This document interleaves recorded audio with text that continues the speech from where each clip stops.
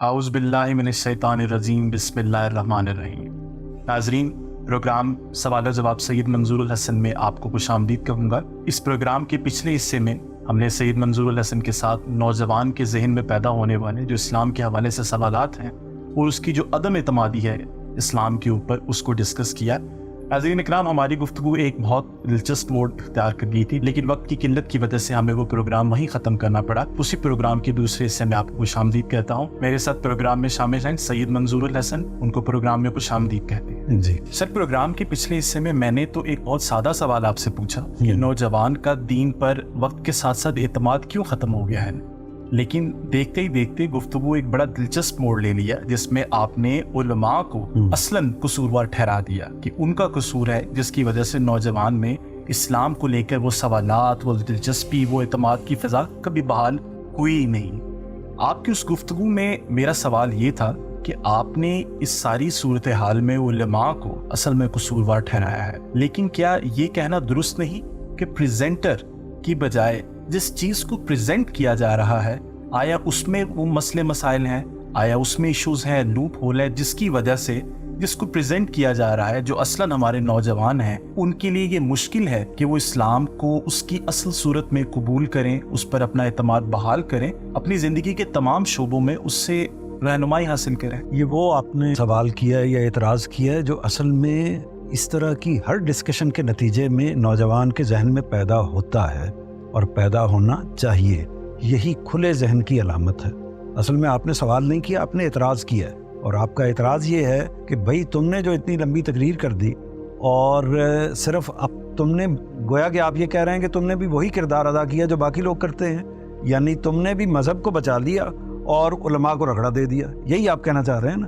तो असल में ये जो एटीट्यूड है, यही एटीट्यूड है जिसको हमें कबूल करना चाहिए। जब तक मैं इसको एडजस्ट नहीं करूंगा, इसको सुनूंगा नहीं, तो फिर मेरा आपके साथ मुकालमा आगे बढ़ नहीं सकेगा।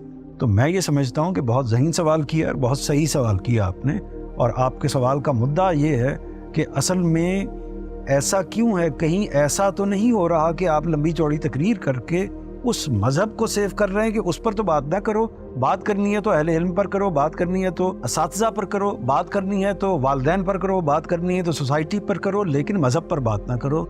मेरी बात ये नहीं है। पहले तो इसको समझ लीजिए, कोई भी जब मैटर, कोई भी मसला हमारे सामने आता है तो हम उसके बारे में कोई राय कायम करना चाहते हैं, तो पहले तो वो सोर्स होता है, बाद में वो बात होती है। हमेशा ये होता है कि जब भी हम किसी पर एतमाद करते हैं, किसी इल्म पर, किसी फ़िक्र पर, किसी नज़रिए पर, किसी को सही या गलत कहना होता है, तो पहले वो सोर्स हमारे सामने खड़ा होता है, इल्म उसके बाद होता है। कोई भी आप देख लें, उस्ताद पहले खड़ा होगा, किताब उसके पीछे खड़ी हुई होगी। इसी तरह वालिदैन हमारे सामने खड़े होंगे, इल्म उनके पीछे खड़ा हुआ होगा।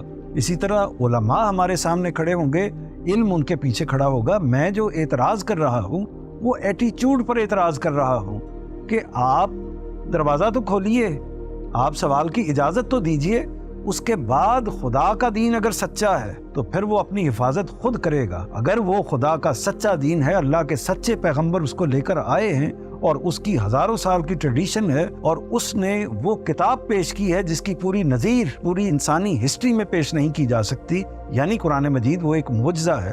तो जो भी चीज़ है, जो भी दीन पेश कर रहा है, अपने आप को पहले आप उसका दरवाज़ा तो खोलिए, पहले उस पर क्वेश्चन तो करने दीजिए, पहले एतराज़ तो करने दीजिए, फिर वो खुद जिस जगह से जवाब देगा, आपको इसका अंदाज़ा होना चाहिए कि वो जब जवाब देता है तो कौन जवाब देता है। कायनात का परवरदिगार जवाब देता है।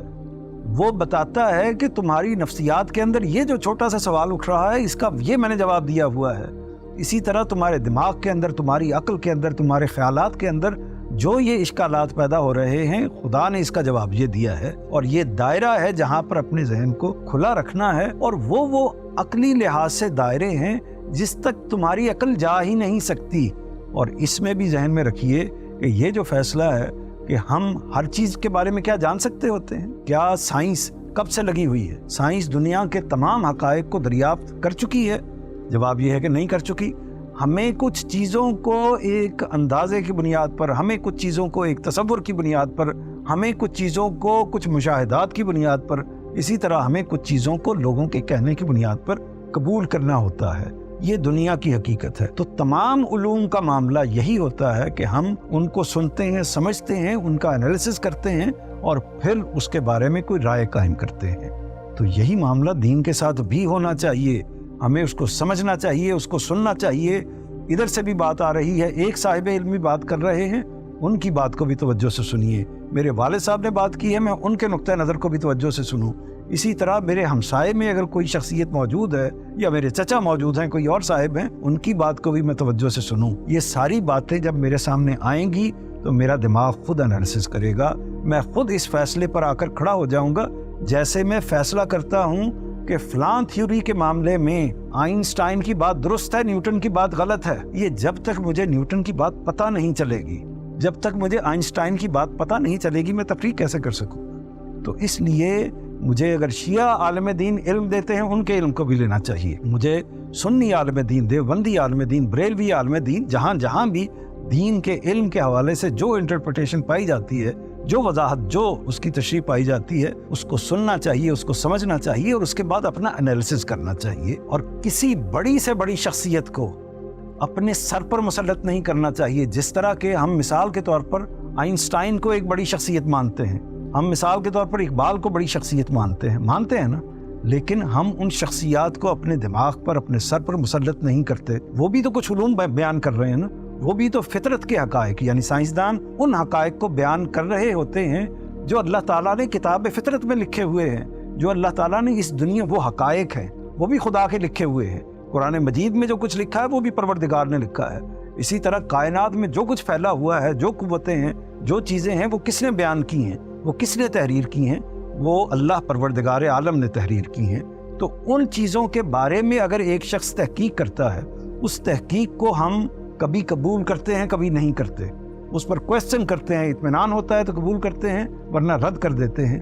تو کیا مذہبی علماء جو ہیں وہ بھی تو ایک حقیقت کی تعبیر کر رہے ہیں نا، ایک کتاب کی یا ایک نقطہ نظر کی تفسیر کر رہے ہیں جو پیغمبر کے ذریعے سے ان تک پہنچا ہے۔ تو اگر ایک صاحب علم نے ایک بات کی ہے، دوسرے صاحب علم نے دوسری بات کی ہے، تو ہمیں دونوں باتوں کو آمنے سامنے رکھ کر ان کا تجزیہ کرنا چاہیے اور اس کے بعد کسی ایک نتیجے پر پہنچنا چاہیے۔ اور آج ہم اگر ایک نتیجے پر پہنچ گئے ہیں تو ضروری نہیں ہے کہ اگلے 10 سال بھی اسی نتیجے پر کھڑے رہیں۔ یہ ممکن ہے کہ ہمارے علم میں ترقی ہو، ہماری انفارمیشن میں اضافہ ہو، تو اس کے نتیجے میں ہم کسی دوسرے نقطہ نظر کو اختیار کر سکتے ہیں۔ اس میں کوئی مسئلہ نہیں ہے۔ میرا خیال یہ ہے کہ اس دروازے کو لازماً کھولنا چاہیے۔ سر، اگرچہ آپ نے بڑے ٹھوس دلائل دی ہیں، لیکن پھر بھی میں آپ کی بات پر یہ اعتراض کروں گا کہ یہ جو نوجوان ہیں یہ کوئی نئے پیدا تو نہیں ہوئے۔ آج سے 40-50 سال پہلے بھی انہی نوجوان کا وجود تھا، اس وقت بھی نوجوان تعلیم یافتہ ہوا کرتے تھے، اور علماء کا، اساتذہ کا ٹریڈیشن اور ان کی روایت ہمیشہ دین کو لے کر ایک سی رہی ہے۔ بلکہ میں تو یہ کہوں گا کہ گزرتے وقت کے ساتھ ماڈرن ٹائم میں تو بلکہ جدت آئی ہے، ان کے رویے میں نرمی آئی ہے۔ تو کیا وجہ ہے کہ آج سے 40-50 سال پہلے کا پڑھا لکھا نوجوان دین کو قبول کر لیا کرتا تھا لیکن آج کا نہیں کرتا؟ اس پر میں کہوں گا کہ شاباش میں اس لیے کہوں گا کہ ہمارے نوجوان بھی اگر اس پروگرام کو دیکھ رہے ہیں تو یہ ایٹیچیوڈ، یعنی آپ میری بات کو چیلنج کر رہے ہیں، میری بات کو، اور چیلنج کسی نیگیٹو جگہ سے نہیں کر رہے، اس کو سمجھنے کے لیے کر رہے ہیں، اس کو کھولنے کے لیے کر رہے ہیں۔ یہ چیلنج کرنا ضروری ہے۔ یہ نہ میری بے ادبی ہو رہی ہے، نہ میرے ساتھ کوئی زیادتی ہو رہی ہے، آپ سمجھ رہے ہیں۔ ایک طالب علم کو اسی جگہ پر بیٹھنا چاہیے، ورنہ میں اپنی وضاحت، میں اپنی بات کو آپ تک کمیونیکیٹ کر ہی نہیں سکتا۔ تو آپ نے یہ کہا ہے، آپ کا سوال بہت اہم ہے، آپ نے یہ کہا ہے کہ ماضی میں تو یہ مسئلہ پیدا نہیں ہو رہا تھا، آج کیوں ہونا شروع ہو گیا ہے؟ اس کا بڑا سادہ جواب ہے، اور آپ تھوڑا سا غور کریں گے تو آپ بھی اس جواب پر پہنچ جائیں گے۔ اس کا جواب یہ ہے کہ زمانے نے کروٹ لے لی ہے، تہذیبی تبدیلی کا ایک واقعہ ہو گیا ہے، انقلاب عظیم برپا ہو گیا ہے۔ وہ انقلاب ہے سوشل میڈیا کا، وہ انفارمیشن کا انقلاب ہے جو موجودہ زمانے میں برپا ہو گیا ہے۔ لیکن کیا ہمارے زمانے میں، آج سے آپ 30, 40, 50 سال پیچھے چلے جائیں، کیا اس وقت یہ انقلاب موجود تھا؟ اس کا جواب ہے کہ نہیں۔ ہمارے پاس انفارمیشن کے جو چینل تھے وہ کیا تھے؟ ہم اپنے والد سے پوچھیں گے، گھر میں کوئی چھوٹی موٹی کتاب پڑھی ہے اس کو دیکھ لیں گے، اسکول کی جو 4, 5, 7 کتابیں ہیں ان کتابوں کو پڑھ لیں گے، ان میں جو علم موجود ہے ان کو دیکھ لیں گے۔ کوئی لائبریری کا اس طریقے سے وجود نہیں ہے۔ اسی طریقے سے اساتذہ جو کچھ بات کہیں گے تو زیادہ سے زیادہ ان سے کنفرم کر لیں گے. مزید اس سے آگے جائیں گے تو ایک استاد کی بات کو دوسرے استاد کی بات سے چیک کر لیں گے. زیادہ سے زیادہ یہی ہوگا نا. اور پھر بالآخر کیا ہوگا؟ حتی المقدور اپنے محلے کی جو مسجد کے امام ہیں یا اپنے محلے کی مسجد کے جو خطیب ہیں، جمعے کے بعد ان کے پاس جا کے 2 منٹ بیٹھ جائیں گے اور جا کے ان سے سوال کر لیں گے. اس سے زیادہ ہمارا دائرہ نہیں تھا. ہم یہی سنتے تھے، اور کبھی عید یا خاص موقع پر ہم ایک بڑی جامع مسجد میں جاتے ہیں، وہاں بھی دین کی کچھ باتیں سن سکتے ہیں. تو اس سے زیادہ دائرہ نہیں تھا. پھر آہستہ آہستہ ٹی وی آنا شروع ہو گیا. ٹی وی میں بھی کیا ہوا؟ ٹی وی کے اندر بھی یہی ہوا کہ جو ایک طرح سے وہ علماء جو ٹی وی کے نشریاتی ادارہ جو ہے وہ جن کو پریفر کرتا تھا، جن کو ٹھیک سمجھتا تھا، وہ ان کو لوگوں کے سامنے پیش کرتا تھا. یعنی یہ نہیں تھا کہ ہر صاحب علم کو اس کی اجازت ہے کہ وہ اپنا اپنا نقطہ نظر وہاں پر آ کر پیش کرے. تو یہ سچویشن موجود تھی. پھر لیکن اب کیا ہوا ہے؟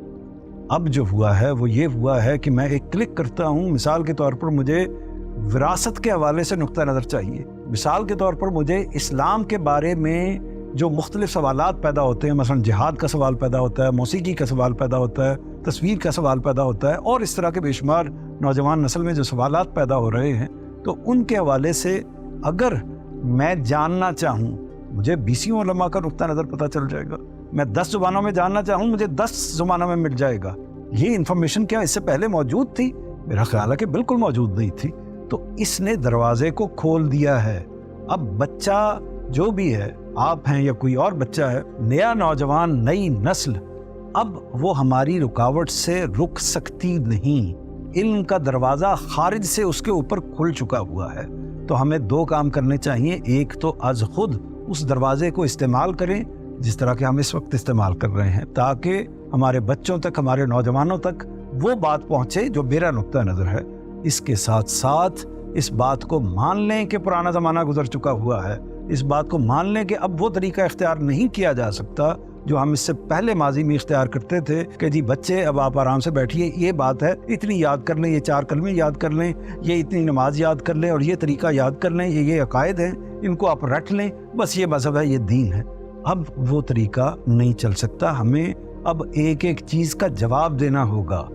آخرت کیوں ہے، اس کا جواب دینا ہوگا. قیامت کیوں ہے، اس کا جواب دینا ہوگا. موت کے بعد ہمارے حوالے سے یا مجھ سے جو سوالات ہونے ہیں وہ کیوں سوالات ہونے ہیں. مجھے اس دنیا کے اندر میری مرضی کے خلاف کیوں بھیج دیا گیا ہے. یہ بے شمار سوالات ہیں جو بچوں کے ذہنوں میں پیدا ہوتے ہیں. اسی طرح شریعت کے حوالے سے ہاتھ کیوں کاٹ دیے جاتے ہیں، قتل پر سزا کیوں دے دی جاتی ہے، موسیقی سننے کی اجازت کیوں نہیں ہے، تصویر بنانے کی اجازت کیوں نہیں ہے. یہ سارے سوالات مجھ سے پوچھے جاتے ہیں، آپ سے پوچھے جاتے ہیں، بچوں کے ذہنوں میں موجود ہوتے ہیں. کون ان کا جواب دے گا؟ تو بچے ان کے جواب جاننے کے لیے انٹرنیٹ پہ جائیں گے، میڈیا پر جائیں گے، سوشل میڈیا پر جائیں گے. پھر وہ فیصلہ کریں گے کہ یہ جواب صحیح ہے یا یہ جواب صحیح نہیں ہے. لیکن جیسا کہ ہمارا آج بھی رویہ یہی ہے کہ ہم ان کو یہی کہتے ہیں کہ بھئی ان چیزوں پر آپ غور نہ کریں، بس زیادہ سے زیادہ 2-3 سوال کریں، پھر بات کو آگے نہ بڑھائیے، بات کو یہی روک دیجئے. کیونکہ اس کے نتیجے میں ہم دلیل کیا دیتے ہیں؟ اس کے نتیجے میں بیٹے آپ کو گمراہ ہونے کا چانس ہے. آپ گمراہ ہو جائیں گے، دین سے ہٹ جائیں گے. اس دین کی کیا حیثیت یا حقیقت ہے جو آپ نے بے سوچے سمجھے اختیار کیا ہوا ہے، جس پر آپ کیا ایسی چیز پر انسان کا اعتماد، ایمان قائم ہو سکتا ہے کہ جو اس نے بے سوچے سمجھے اختیار کی ہو؟ وہ تو محض ایک روبوٹ ہے جس نے اس کو اختیار کر لیا، ایک مشینی انداز سے اس کو لے کر چل سکتا ہے. تو میرا خیال یہ ہے کہ اس کو بہت زیادہ فوکس کرنے کی ضرورت ہے اور اس میں ہم ہی کو یہ کردار ادا کرنا ہو. سر، آپ کی گفتگو کے نتیجے میں آپ نے نوجوان نسل کو اس چیز کے لیے انکریج کیا ہے کہ سوال کرنے، اعتراض کرنے، اور خصوصاً دین کے اوپر ایک دروازہ ان کے لیے کھلا رکھنا چاہیے، اور علماء، اساتذہ اور والدین کو ہمیشہ اس چیز کا خیر مقدم کرنا چاہیے. میرا سوال آپ سے یہ ہے، کچھ چیزیں ہماری ایمانیات کی ہیں جن کو مان کر ہمیں آگے چلنا ہے، جن کو نہ ماننے کی وجہ سے یا جن کو بغیر مانے ہم اسلام کے دائرے میں داخل ہی نہیں. آیا نوجوان کو اتنی لبرٹی اور اتنی آزادی دے دینا کہ وہ ہر چیز پہ سوال کرے، تو ایک وقت تو وہ بھی آئے گا کہ وہ ایمانیات پر بھی سوال کرے گا، اس دائرے میں بھی داخل ہو جائے گا. اس بارے میں آپ کیا کہیں؟ میں اس کے بارے میں آپ سے الٹا سوال کرتا ہوں. मुझे ये बताइए और पूरी दयानतदारी से बताइएगा, और ये अपने अहले इल्म से पूछ कर बताइएगा, अपने वालिदैन से पूछ कर बताइएगा, असातिज़ा से पूछ कर बताइएगा, इस बात का जवाब दीजिए कि क्या इस बंद बांधने से, इस मज़ाहमत से, इस रेजिस्टेंस से क्या आप उसके दिमाग को रोक सकते हैं? उसकी तफ्तीश को, उसकी तहकीक को, उसकी तनकीद को रोक सकते हैं? जब आप रोक ही नहीं सकते, या तो आपके ये इख्तियार में हो, यानी आपके इख्तियार में हो कि आप बच्चे को कमरे में बंद कर सकते हैं, उसको कुछ चीज़ों में महदूद कर सकते हैं और उसके अंदर ईमानियात का एक ख़ास इंजेक्शन लगाकर उसको पुख्ता कर सकते हैं। लेकिन अगर ये मुमकिन नहीं है तो फिर चैलेंज को फेस कीजिए, फिर माशरे को देखिए, फिर उन सवालों को एड्रेस कीजिए, खंदा पेशानी से कीजिए, इनकरेज कीजिए। जब आपके पास डिस्करेज करने के अब दरवाज़ा ही बंद हो गया, जब था आपके पास दरवाज़ा, उस वक्त ये बहस हो सकती थी, उस वक्त ये सवाल किया जा सकता था, उस वक्त ये बात हो सकती थी। लेकिन आज तो हर दरवाज़ा आपके लिए वो दरवाज़ा बंद हो गया है, यानी दरवाजे को बंद रखने का दरवाज़ा बंद हो गया है, हमेशा हमेशा के लिए मुकफ़्फ़ल और ख़त्म हो गया है।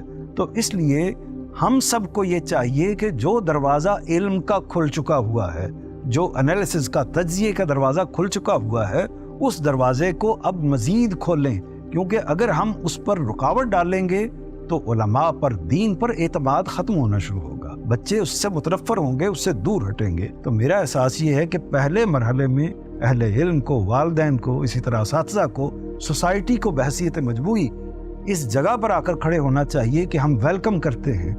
आप जो भी सवाल पूछें, जिस पहलू से भी सवाल पूछें, यहाँ तो आप ये देखिए कि पाकिस्तान के मिसाल के तौर पर नुक्ता नज़र के हवाले से कि पाकिस्तान को ऐसे चलना चाहिए या ऐसे चलना चाहिए, फलां मुल्क से दोस्ती रखनी चाहिए या फलां मुल्क से दोस्ती नहीं रखनी चाहिए, ये सवालात हैं ना।